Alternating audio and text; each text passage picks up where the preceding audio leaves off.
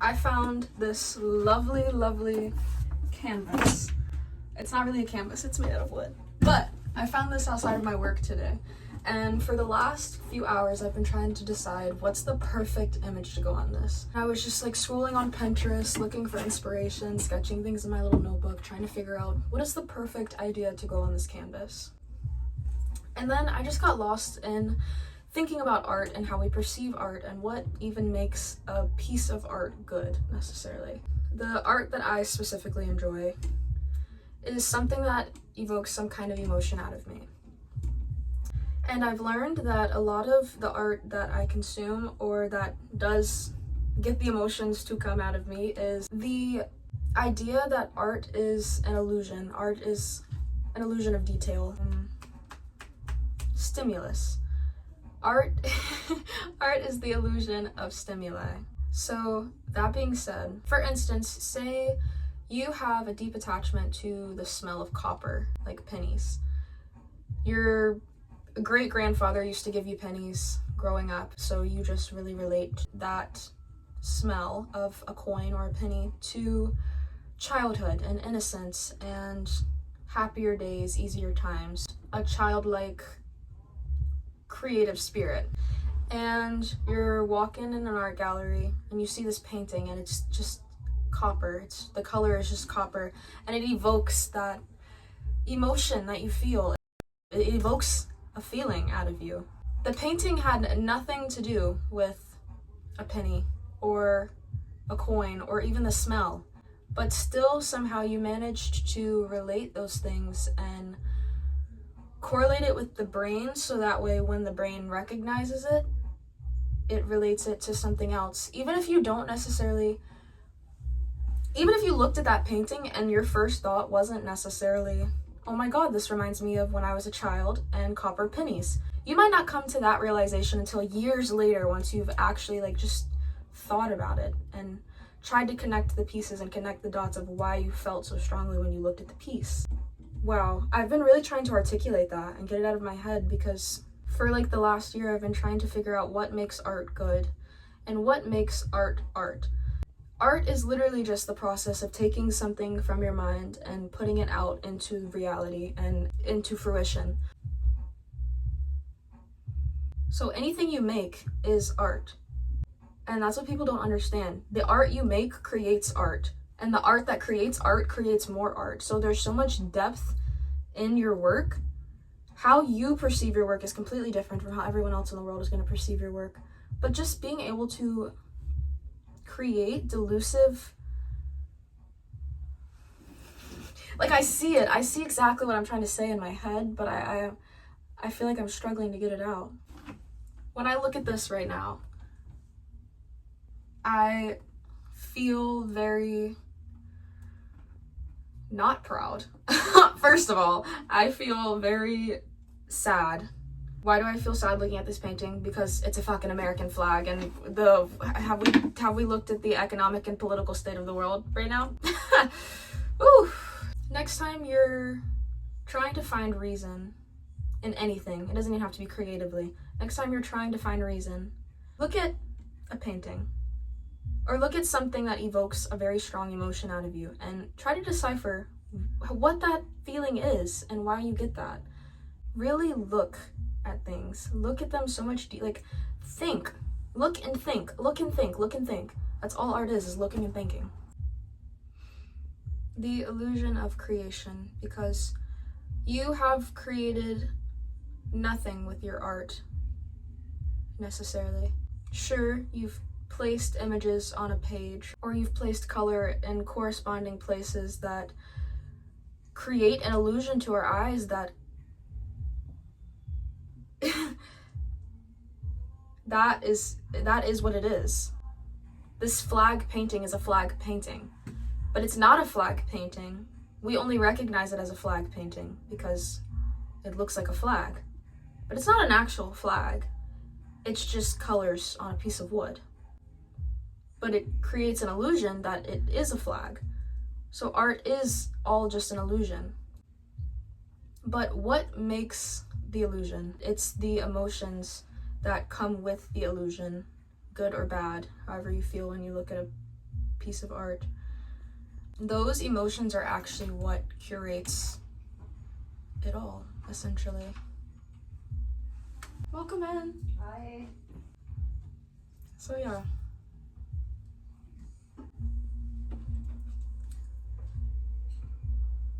All that to say, I still have no clue what I'm putting on this painting, or on this piece of wood, but I am finding that nothing is more.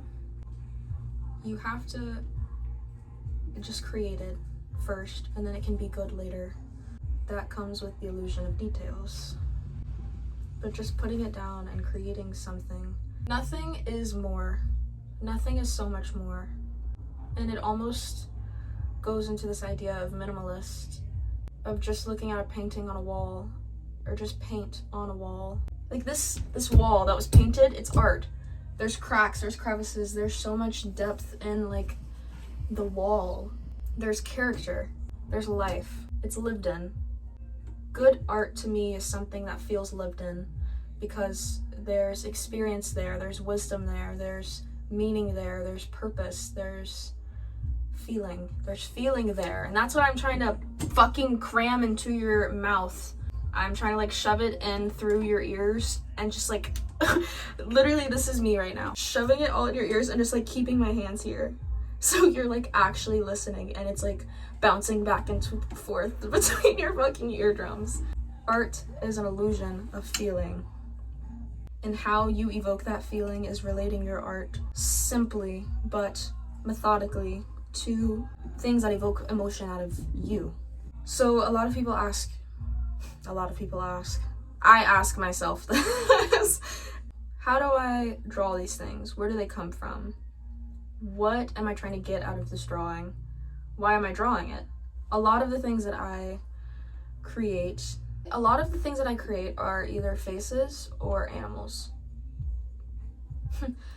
I feel like this is universal, but everyone, I would say, cares a decent amount about humans, and people just adore animals. They find them cute.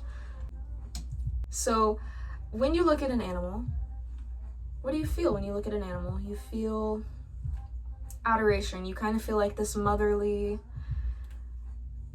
like you kind of look at them as like a child to you, like something you just want to take care of. I try to encapsulate feelings in what I create. This doesn't have to be for everyone. Your art doesn't have to make any sense at all. It doesn't have to mean shit, not jack shit to you. But even that is still evoking emotion in somebody else. It's because your lack of care and concern for the piece itself, no matter how good or bad it turns out, it's good to somebody, it's bad to other people. Art, subjective to the eye that it's seen through. They're gonna feel that. Cause like, I feel like you shouldn't be creating things if you don't love doing it. But sometimes you just really aren't fucking with some of the pieces you create, and you're like, yeah, I really didn't like this one. I don't care about it anymore. I'm just gonna do it and be done with it. Someone's either gonna look at that painting and be like, wow, it feels restless. It feels unfinished. It feels lost. You might not have necessarily thought about feeling those things while you were making it, but maybe that's the reasons why you didn't like the piece. You felt lost and didn't know where to take the piece, so you just said, be done, be gone.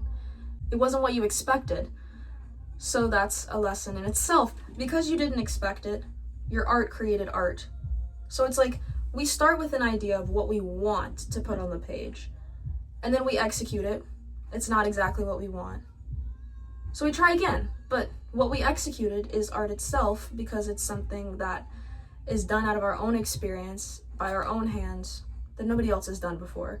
Sure, somebody might have created that exact same thing, but nobody's done it like you, because nobody's lived exactly how you have lived.